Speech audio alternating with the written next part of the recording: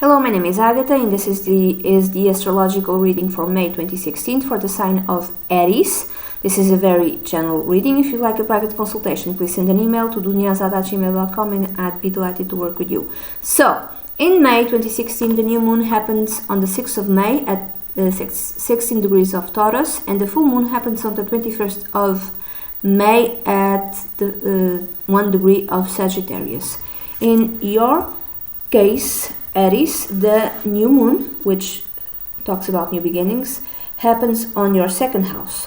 And this new moon is going to be in very good aspect with Pluto and with also Jupiter, and you can say a north node in a big trine. It's going to be conjunct Mercury at 21 degrees of Taurus, but this Mercury is retrograde, and one can say that it's going to be also conjunct Venus at 7 degrees of Taurus. So it's a new beginning in terms of your salary, the money you earn, your financial resources, and it's very positive. In terms of work and career, might be you got a promotion or you got like an increase in salary, something of the sort. However, during this month, I would say that this increase also might imply that you revise your budget if you have a monthly budget, Aries. Why? Because Mercury is retrograde. There's some sort of revision in terms connected with the money you are going to earn, and because this new moon is going to be in 150 degrees. It's called an inconjunction or quincunx. It's not an opposition. It's not a square. It's like an aspect of 150 degrees.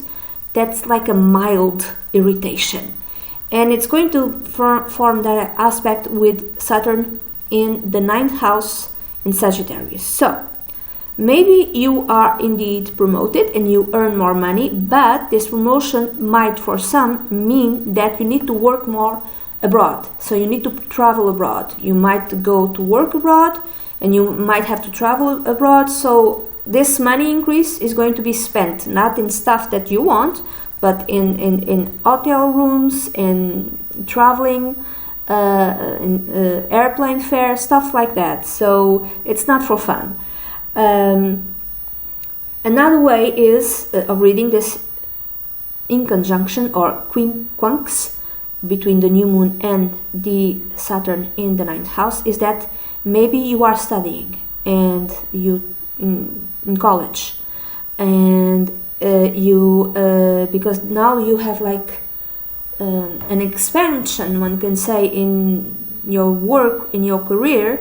You need to either sacrifice whatever you are studying, or you need to sacrifice something to do with your work so you can focus on your studying. There's something like let's call it a mild irritation, that you cannot fully be committed to your studies and you cannot be fully committed to your work.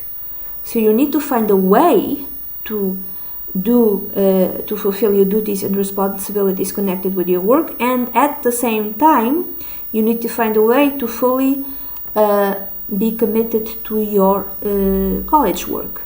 So maybe one way of doing that is to do a plan, to revise whatever plans you have, and to do a plan that in which you will be diligent and consistent, and maybe do less work but every day, but do it every day. So instead of studying, let's say, 2 hours a day, I don't know who does that, by the way. I have no idea. I know that there's people in the world that do that. I'm not one of them. Anyway, let's say you really this is hard work. This is not the type of studies that you can do easily. It's not. But now you don't have the time to study as hard as you did before, because now you have like a promotion, you have to travel, for instance, for some. So now what do? Maybe you study less, but you do it every day in a very consistent way, and you plan it out to make sure that you can do both but you don't overdo it, you know? You don't overdo it, because that might bring some sort of, might damage your health, and you don't want to do that. So it's better to do things less, but every day. There's another in conjunction between the Venus in second house and the Mars in Sagittarius in the 9th house. This Mars in Sagittarius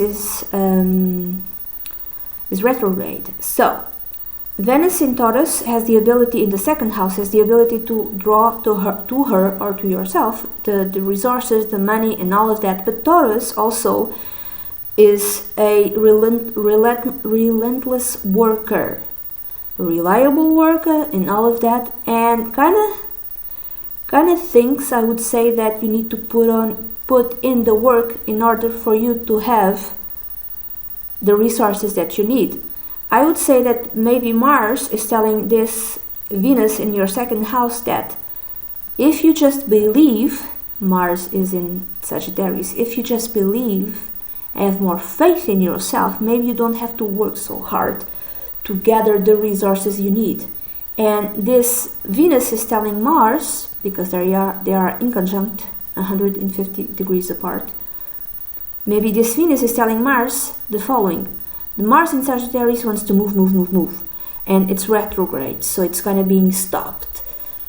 Maybe this Venus is telling Mars, you can move faster, although it's a bit slow, if you are not as impulsive, and if you also plan things out, do things slowly, which is Mars in Sagittarius, doing things slowly. Oh my God. Do things slowly, bit by bit by bit by bit. Not everything at once. Not 2 things at once, not 10 things at once, slowly. Focus on one thing, do that thing, 1, 2, 3, 4, step by step, and then do the other thing, the other, like A, B, C, and D. A, do step 1, step 2, step 3, step 4, done. B, step 1, step 2, step 3. This might bring Mars and Sagittarius mad, but it's faster. If Mars in Sagittarius, because it's retrograde, has the ability to do this, it will move faster.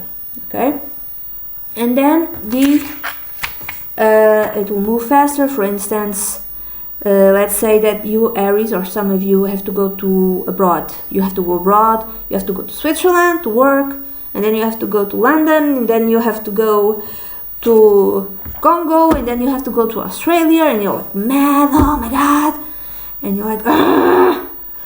And then you have to go through all these airports, and now, because of terrorism, it used to take you less time, but now it takes you like 10 times more, right? And you're going mad because you're Aries, and Aries has no patience.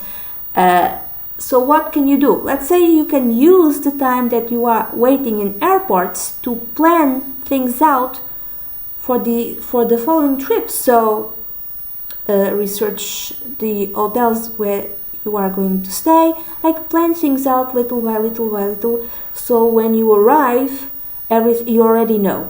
You don't go, in search of something. You already know, I'm going to this hotel, I'm going to stay here, I'm going to lunch there, and then I'm going to do the meeting, and then I'm going to take the airplane the following day, and then I'm going to stay in the other hotel. Okay, slowly. Just take that downtime, the time that you have to wait to plan things out, to do it slowly. Don't go nuts. Okay, slowly. And then the full moon, in your case, Aries, is going to happen on your 9th house. It's going to happen on the 1st degree of Sagittarius, and it's going to be conjunct this Mars at 2 degrees of Sagittarius, which is retrograde. So there's a finalization, there's a culmination around the 21st of March. It could be like an end of a trip, or you had to do during this month many trips abroad, but maybe around the 21st it's like you don't have to travel for the rest of the month, or for more 2 months, or you won't have to travel more. Like everything that you needed to do abroad, it's done. But there's some sort of irritation connected to this ending. So you're trying to return home, but you have to wait. Maybe there's some sort of threat, I hope not, connected with your airport or something like that, and then the authorities come and the SWAT team, you know, the army or whatever, and then they're very worried about that one bag there, and then it's nothing, but meanwhile all of you lost 9 hours in waiting, and that just drives you nuts, and you're like really mad. If it's not that, it could be some sort of argument with a brother-in-law or sister-in-law. I have no idea why.